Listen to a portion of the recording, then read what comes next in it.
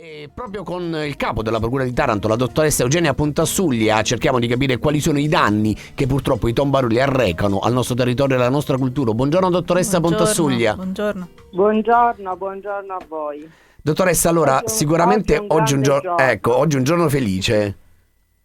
Sì, è un giorno felice perché tocchiamo con mano i risultati che possiamo ottenere quando si fanno indagini serie, quando si lavora in squadra, quando ci si avvale anche della cooperazione giudiziaria internazionale.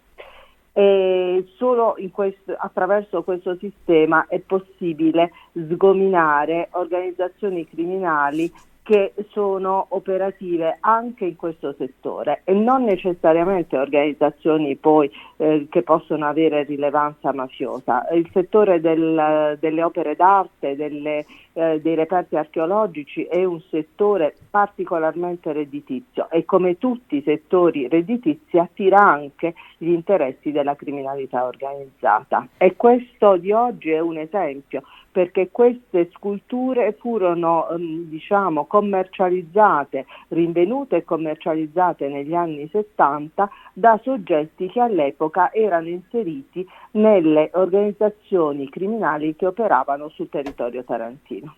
Dottoressa, c'è un sentire comune, voglio capire con lei se secondo lei è stato superato, insomma, rispetto anche alla miriade di cose meravigliose che abbiamo trovato nella nostra città, per cui se c'era qualche reperto a casa di qualcuno veniva in qualche modo anche tollerato. Ritiene che da questo punto di vista non sia più così, cioè che ci si sia resi conto che sono beni della comunità, non possono diventare oggetti personali per dar lustro?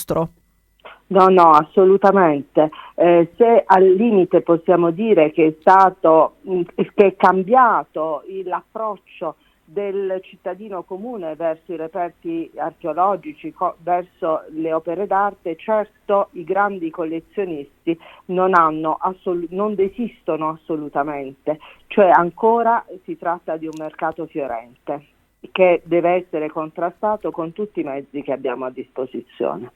Bellissimo perché tornano queste opere a Taranto. Io sono stata a settembre a Roma e le ho accolte al rientro dagli Stati Uniti, perché si tratta di un gruppo scultoreo che era finito al Museo Paul Getty di Los Angeles, sì. Finalmente vengono restituite alla terra originaria, cioè vengono restituite a Taranto. Da Taranto sono partite e a Taranto tornano, e questo io penso che sia un risultato meraviglioso. E probabilmente la collettività potrà finalmente tornare a fruire di ciò che le appartiene.